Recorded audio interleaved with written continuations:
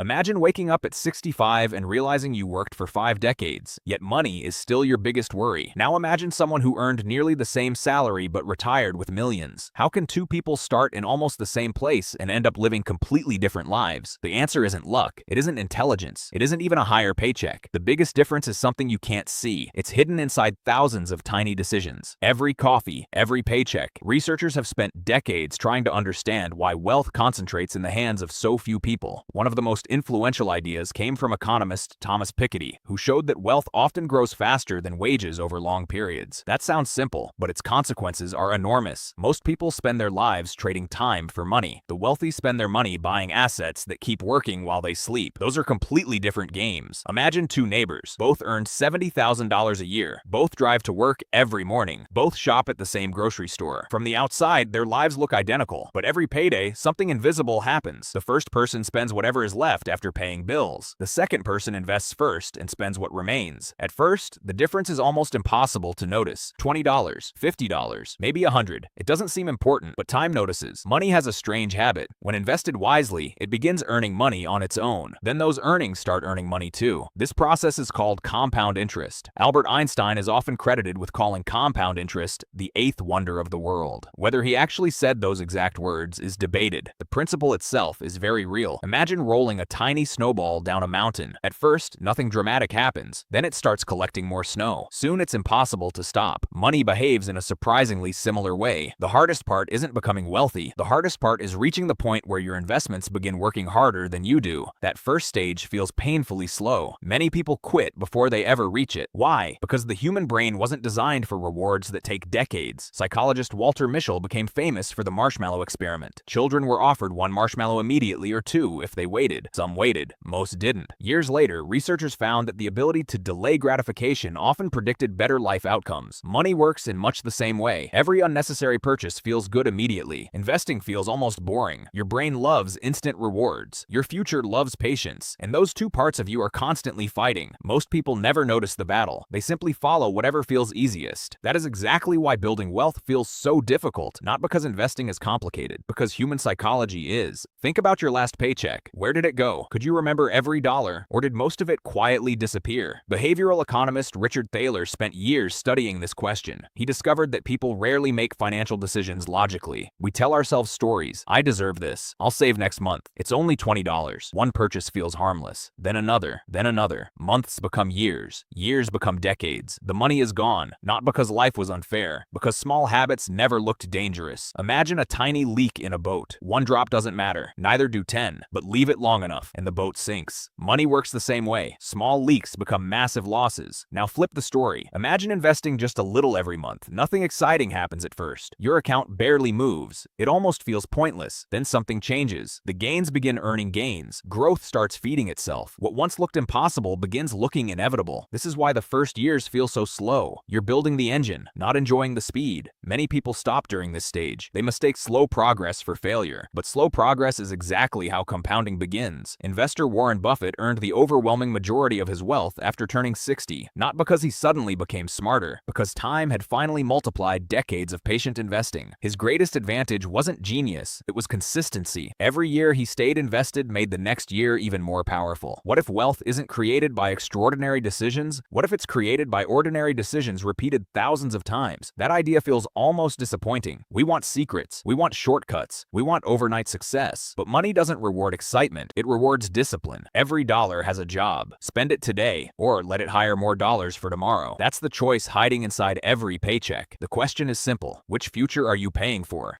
Here's the continuation from part 3 in the same documentary style. There's one final reason most people never build wealth. It has nothing to do with money. Real wealth keeps working even when you don't. That's why assets matter. A business, an index fund, a rental property, something that produces value while you sleep. Financial author Thomas Stanley, who studied American millionaires for decades, found something surprising. Most millionaires didn't live extravagant lifestyles. Many drove ordinary cars, lived in modest homes, and invested consistently for years. They looked average. Their bank accounts weren't. The biggest obstacle wasn't a lack of opportunity, was comparison. Social media shows expensive vacations, luxury watches, sports cars, designer clothes, but it rarely shows investment accounts. No one posts a picture of patience, yet patience is often the most valuable asset anyone can own.